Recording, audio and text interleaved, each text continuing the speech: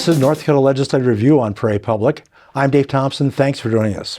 Our guest this week is the Republican and the leader of the House Majority Leader Mike LaFleur from Dickinson. Representative LaFleur, thanks for being here. It's always a pleasure, Dave. I always enjoy talking with you. Well, we're getting toward crossover, so what do you think of the big issues that still need to be settled from your point of view in the House? Well, I think the top one is the property tax. We heard during the interim that there would be upwards of 60 bills on property tax, and I think the Finance and Tax Committee on our side has listened to well over a dozen bills of different flavors, and I think the Senate has 3 or 4. I do think that come Monday, the House Finance and Tax Committee is likely to take it down to 1 or 2 of the best concepts that they think are out there, and that includes one that has a property tax credit of $1,450 for primary residences, I should say, and a 3% cap on political subdivisions. I think that's probably got some traction. Workforce is always a big issue. I think that the Department of Commerce gave us a presentation to our House caucus yesterday, and they're talking about ways that they want to help to recruit more people to come into North Dakota. And I think we started a pilot project last session. I think it's really starting to pay off. They're doing a great job in getting people to move into North Dakota. I think North Dakota is, from what I have been told, is the #1 in-migration state in the country. So we're doing some things right. But I would say property tax, workforce. I also think that the cash management study that we had over the interim, got a bill that creates a board to identify better place to invest our state's dollars, especially when it comes to the dollars that the agencies have in their budget and so forth. And I think those are going to be some pretty important issues going forward. Since you talked about property tax, first let's get into that. Property tax, everybody seems to agree that there has to be reform along with some rebate. Would that be correct? That's correct. And so what people need to realize too is that historically the legislature, in my opinion, obviously maybe a little bit biased, has done a tremendous job in providing tax relief. This biennium alone, we're providing $1.8 billion in property tax relief. Now the packages that I'm hearing are going to be probably add another $500 million to that total. So but the relief isn't the entire equation. You're right, it's the reform part of it. So when we're talking, the political subdivisions in this particular biennium are getting $5.5 billion from the state, and so a tremendous investment by the state back into political subdivisions. But I would tell you that the reform piece, the placing 3% cap on increases in budgets is probably going to pass. There's strong support for it in the House. There's strong support for it in the Senate that we limit the growth of government in the political subdivisions. But you mentioned 3%. At least there was some discussion that maybe it could be tied to the Consumer Price Index or something else like that. That's correct. There are versions out there that do tie to the Consumer Price Index. I do think that the one that I hear the most, though, is getting more traction is the 3%. We want some clarity in that area, and I think the 3% puts it there. But it also gives the political subdivisions, if you don't grow that fast, let's say you go 2%, you can bank that 1% for up to 5 years. So we're trying to be as flexible as we possibly can. As a former park board member, former city commissioner, I can certainly see how they're viewing things as well. And they have the same issues the state does as far as workforce and a host of other issues that costs keep going up. But we need to, the people have basically said, look, we want property tax reform. And of course, you mentioned, housing is a big thing in terms of workforce and affordable housing especially.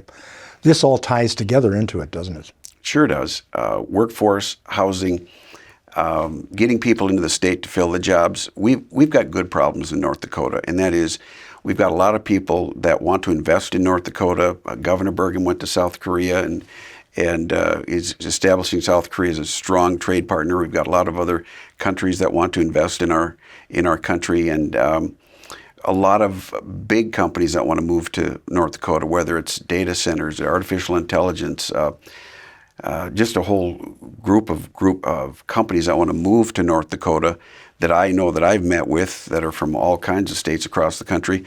But the first question they're asked are asked, do you have the workforce to cover that? But that we're not unique in that. Every state has that type of situation. So I'm pretty proud of the work of the Department of Commerce in putting together. They are working with a company that does help recruit people into the state. And if you are looking to move to North Dakota, you're from a foreign country, call the Department of Commerce. They're going to be able to work with you on what the guidelines are to become an American citizen or get a visa to work here temporarily. So how does the Division of Legal Immigration work with this?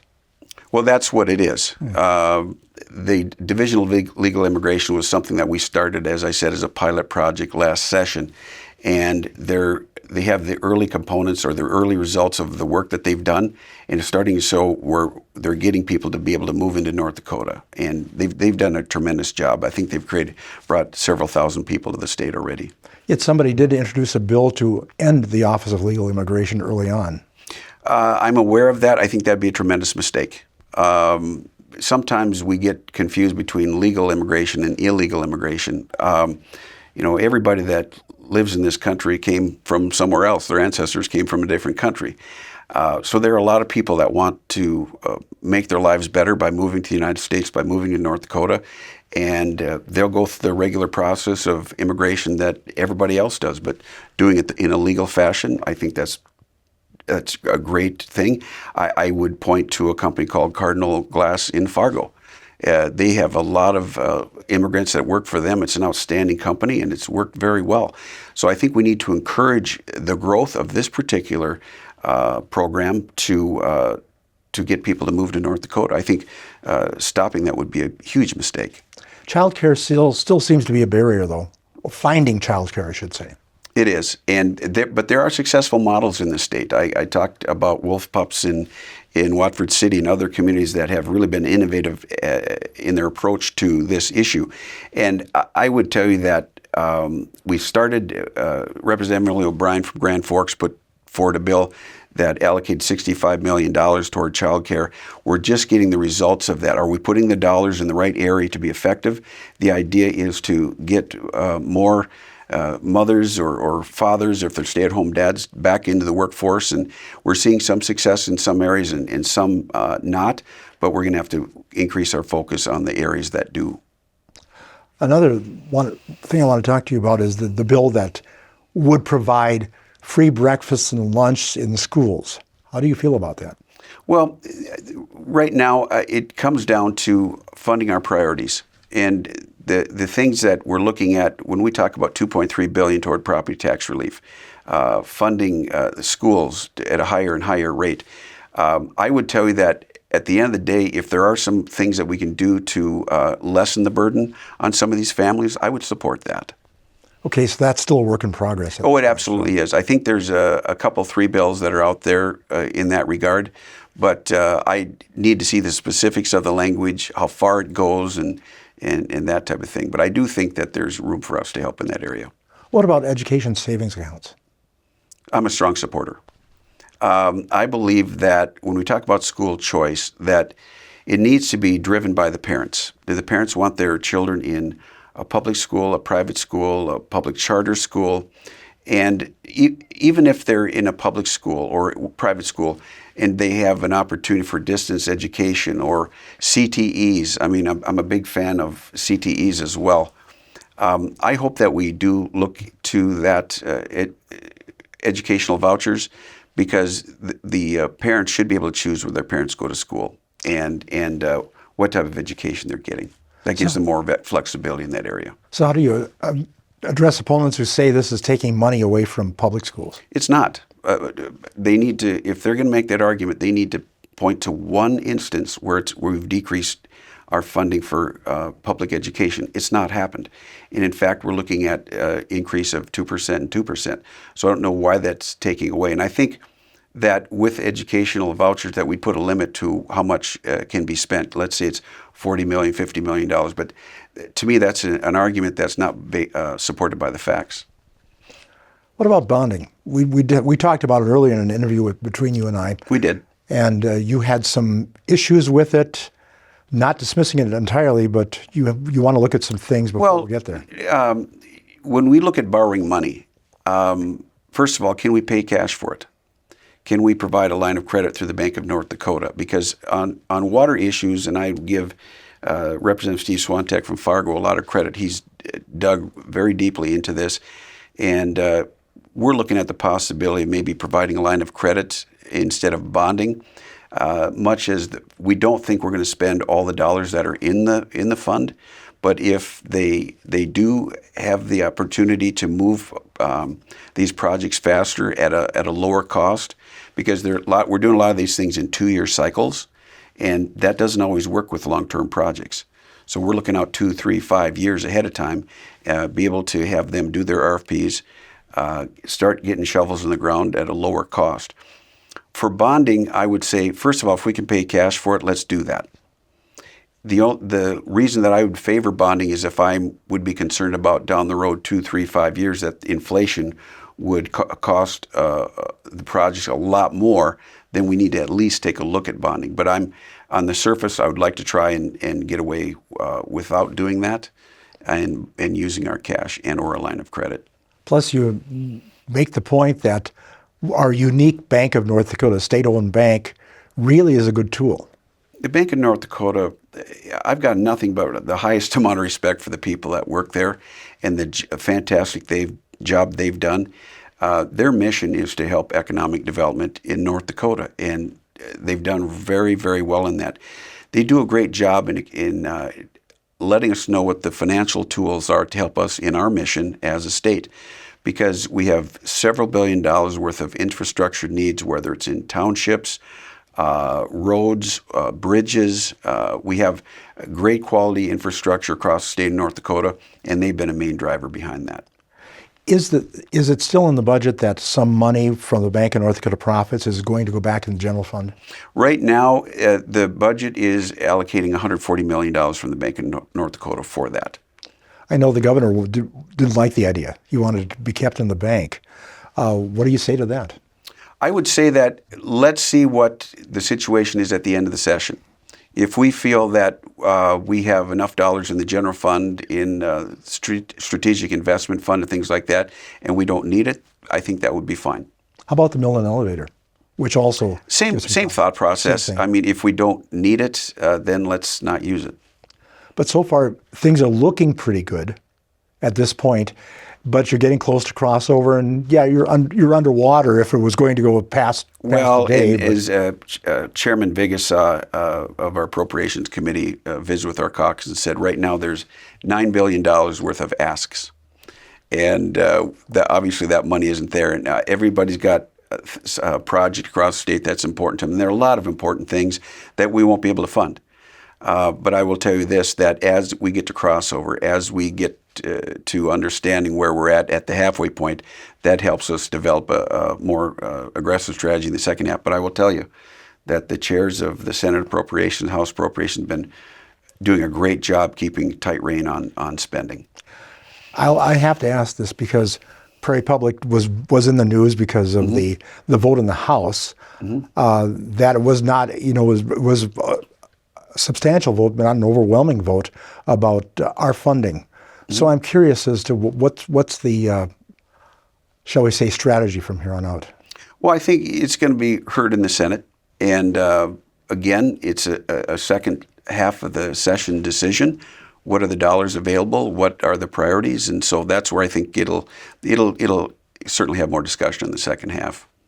Was there anything specifically that prompted this bill? Not that I'm aware of, other than I think that there's some in our caucus or in the assembly that are concerned about funding of what they, in essence, believe is a private entity, even though you're called Prairie Public, and that those dollars can be ascertained by sponsorships. Okay. That's the argument that I heard. Also, here's some discussion about charitable gambling, which, in all fairness, Prairie Public is in charitable gambling. So at the end of the day, we know that charitable gaming is taking off, and I don't know that that's always necessarily a good thing as far as gambling is concerned. But I do, from those proponents of cutting that funding, it they're stating that you are able to get more revenue from gaming. So we can basically say on that wait for the second half, see what happens. Oh, I think so, yes. There are some other things that I wanted to ask you about. You were one of the sponsors of a bill concerning books in the libraries last session, correct? Have you seen the new bill out there? No, I haven't. I don't know the depth of what it does, but what my bill does, and they called my bill a book ban bill, and it wasn't. All you had to do was read the bill. What my bill did was state that keep sexually explicit materials out of the children's section of the library. That's all my bill did.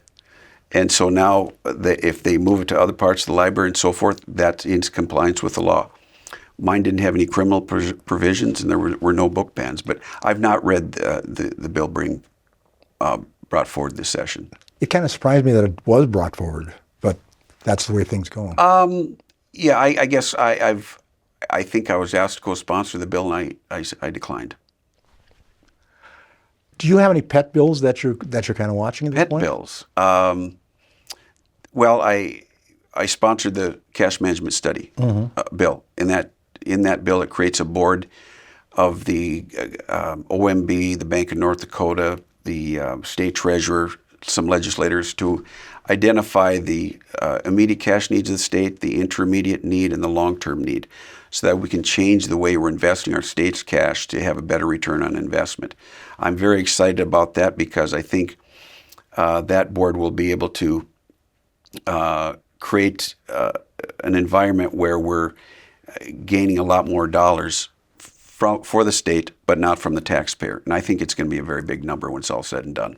You know, it's interesting because just about every emergency commission meeting, and you sat on the emergency commission, former Governor Doug Burgum kept hammering that home for a couple of years at least. Oh, absolutely. And I think is a great thing. And in my discussions with several people who are in the banking industry, who serve in the legislature, the Department of OMB, the President of the Bank of North Dakota, and the State Treasurer, they're all very, very excited about this.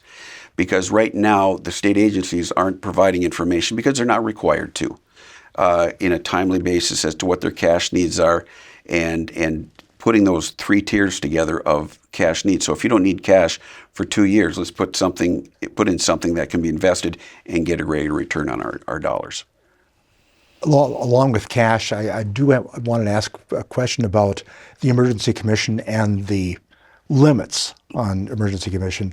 The governor also wanted those limits pulled off, which I believe were put on after the COVID situation when we saw an awful lot of money come to North Dakota from the federal government. We did. And are there bills now to take off those limits or change the limits? Actually, no. I sponsored a bill that kept the limits the same. Having served on the Emergency Commission now for about a year and a half, I feel that we're well within the area of need. There were fires and there are different things that are unexpected that bring forward cash needs, but I think we're just fine at the $70 million level.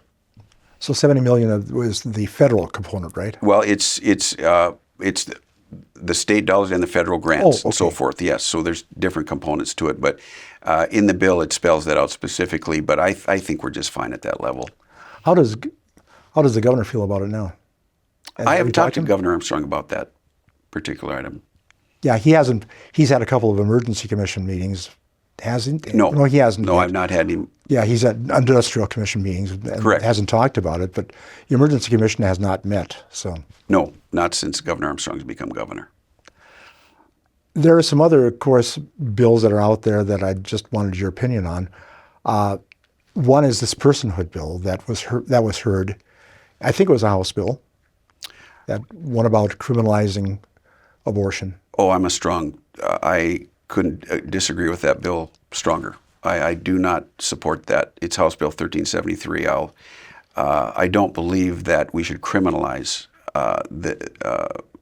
this. Sometimes there's some tough decisions that doctors have to make, that women have to make in their health care. But I'm strongly pro-life, but I'm going to be strongly against House Bill 1373. That goes along with the Catholic Conference. They made the same argument that why demonize the woman? Correct. I fully support that concept, that idea of that the North Dakota Catholic Conference brought forward. As I said before, I'm a strong pro-life, but I think this bill goes in the wrong direction. Okay, there is, of course, the tenure bill back. It was originally, as it was written, the way I understand it, was for the 2-year schools. Correct. To end tenure. But I think there are amendments that may extend to the 4-year schools. I am aware of the 2-year. I've not seen the amendment that would make it applicable across the board. I'll be reading that probably. I've got testimony tomorrow, so I'll probably be reading that tonight. But I'm a strong believer in 10-year review. I don't believe anybody should be granted a lifetime position. We all have to perform well in our jobs, or we're not going to be in those jobs. And I also am a strong believer that the presidency university should be able to change policies in that regard and have post-tenure review at least every 3rd year. That how are you measuring up? Are you doing the job that you're paid to do? In fact, I'm a strong believer in there should be no tenure at any university, but that I'm probably an outlier there. But I do believe the university system is going to go through a great deal of challenges in the coming years, and if we're not flexible, I know of a young lady in my hometown that goes to the University of Utah, and online she'll never set foot in the state of Utah. So if we aren't prepared for what's coming, and I think we need to find a place for where there is no tenure in the future. Of course, that might also dovetail into Senator Myrdal's bill for a study of the entire university system coming up. Oh, I think that's long overdue. I think that when I read the university policies, I did this a couple of summers ago. That tells you what a boring person I am. But I read those policies, and I thought they're so antiquated and need to be updated. So I'll fully support Senator Myrdal's approach. I know there was a comment about credit hours earned or number of students in seats in a campus, but that whole thing seems to be changing as we have more online options, more options for older than average students, that type of thing. Absolutely. And what we have to realize is there's going to be more and more competition for students. If a student can attend a university in a different state and never set foot in that state, we've got to do everything we can. And that means by containing our costs. And my son got a master's of business administration and never set foot in a classroom. We have to be realistic about what the future of education looks like. And I think higher education needs to be flexible and nimble. There have been bills about the speed limits on North Dakota highways. Might as well ask you about this one too, because you have to drive to Dickinson. That's right. Do you support 80-mile-per-hour speed limits? I caved. I voted for it. I think it's an individual decision. It's a safety decision, though. I also recognize that. I don't think if we hadn't passed the primary seatbelt law that I would have supported that, but we have the primary seatbelt law is law right now. And so I will go 79 miles an hour and call it good. And normally you could get by with that. You could. You could. But about raising the speed limit fines in construction zones. That's, I think, Senator Rommel's bill. I think I'll be supportive of that because we really need to protect those people that are out there making our roads better, and we need to make sure they're safe. Do you think there's enough money for the highway bill to get things finished for the 4-laning of Highway 85? Just this session, probably not. But no, it's going to take a while. It's going to take several years, but can we do a component of it or a section of it? Yes, I think there's that capability. Are you pleased with the progress so far? Of the session? Of 85. Oh, yes. I mean, when you look at, if you go back to years ago when I traveled to Williston, we had a business in Williston, it was not safe at all. But having some of those areas updated, especially around the Watford City area, is a game changer in terms of safety, especially in quality of roads. It's fantastic. So we need to continue that, yes. So since we're on the construction a little bit, how much money is going to be there to help finish some of these water projects? For example, FM diversion, the Red River Valley Water Supply Project, and some things that are happening with the Southwest Water Commission. Sure. Well, the Fargo diversion has gotten the money from the state that they're going to get. And right now, when you talk about the overall water budget, and giving credit to Representative Swantek, they're going to use better cash management, maybe with a line of credit at the end to move these projects forward and do as much as they can. These projects are several years in the making. There'll be some 3 years, 5 years, but we have to make sure that we're not doing it in 2-year cycles, that we are making sure we have a long-term plan. That's why the line of credit. So I think you're going to see good movement on Red River, on Mouse River, Southwest Water in this session. Okay, we've got a little less than a minute left, so I'm going to ask you to predict, as I did the last time, what day you adjourn sine die? Oh, I'm not very good at that. Anytime I put $5 in the pool, I come in close to last. But I'm there myself. I'm close to that as well. Well, I would tell you probably April 30th, May 1st in that area. And that's close to 80. Yeah, Not 77, over 80, yeah. 78, yep. Annual sessions, do you need them now, yes or no? Yes. Okay. You'd like to see a reconvened session, perhaps? I would, but it's going to take a study, because how do you, what work are you going to do? Are there limits in the bills that can be introduced? There's going to have to be some things that change, but I think we've reached the point where we need annual sessions, yes. Well, thank you for your time. Thank you for having me. Our guest is the House Majority Leader, Representative Mike LaFour of Dickinson. For Prairie Public, I'm Dave Thompson.